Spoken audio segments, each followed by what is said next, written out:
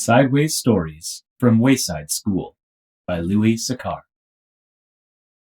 This book contains 30 stories about the children and teachers at Wayside School. But before we get to them, there is something you ought to know so that you don't get confused. Wayside School was accidentally built sideways. It was supposed to be only one story high with 30 classrooms all in a row. Instead, it is 30 stories high with one classroom on each story. The builder said he was very sorry. The children at Wayside School like having a sideways school. They have an extra-large playground.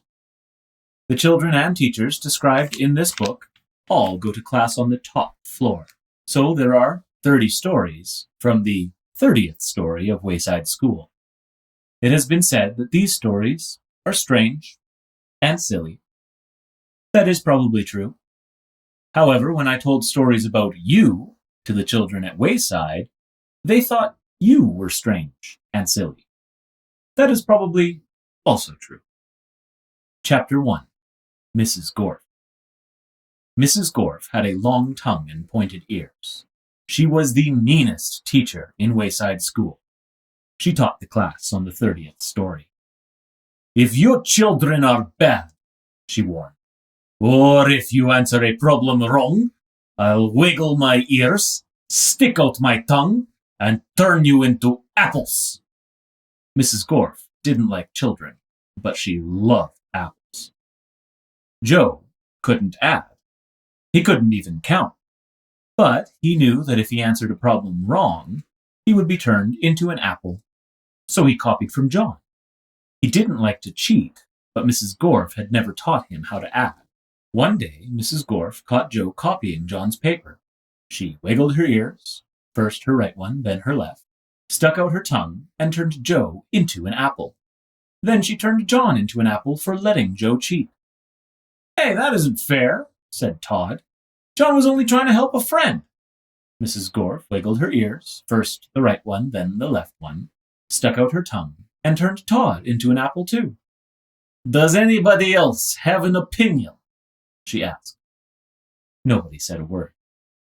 Mrs. Gorf laughed and placed the 3 apples on her desk. Stephen started to cry. He couldn't help it. He was scared.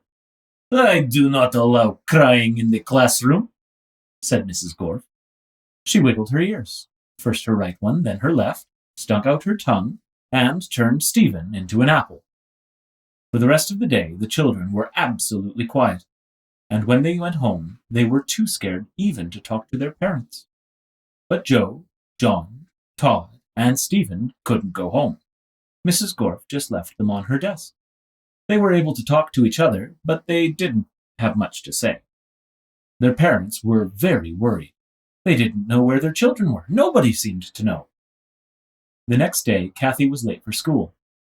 As soon as she walked in, Mrs. Gorf turned her into an apple. Paul sneezed during class. He was turned into an apple. Nancy said, "God bless you," when Paul sneezed. Mrs. Gorf wiggled her ears, first her right one, then her left, stuck out her tongue, and turned Nancy into an apple. Terence fell out of his chair. He was, you guessed it, turned into an apple. Mauricia tried to run away. She was halfway to the door as Mrs. Gorf's right ear began to wiggle. When she reached the door, Mrs. Gorf's left ear wiggled. Mauricia opened the door and had one foot outside when Mrs. Gorf stuck out her tongue. Mauricia became an apple. Mrs. Gorf picked up the apple from the floor and put it on her desk with the others. Then a funny thing happened. Mrs. Gorf turned around and fell over a piece of chalk. The 3 Erics laughed. They were turned into apples. Mrs. Gorf had a dozen apples on her desk. Joe, John, Todd, Stephen, Kathy, Paul, Nancy, Terence, Mauricia, and the 3 Erics, Eric Fry, Eric Bacon, and Eric Ovens. Lewis, the yard teacher, walked into the classroom. He had missed the children at recess. He had heard that Mrs. Gorf was a mean teacher, so he came up to investigate. He saw the 12 apples on Mrs. Gorf's desk. "Oh, I must be wrong," he thought. "She must be a good teacher if so many children bring her apples." He walked back down to the playground.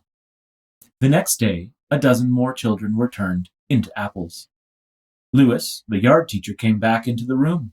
He saw 24 apples on Mrs. Gorf's desk. There were only 3 children left in the class. She must be one of the best teachers in the world, he thought.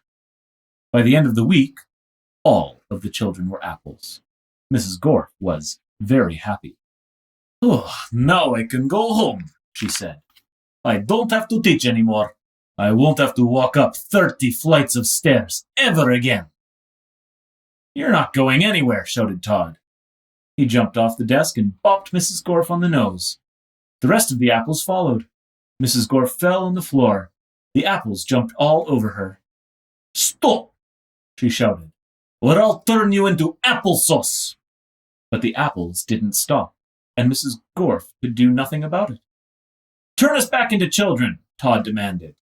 Mrs. Gorf had no choice.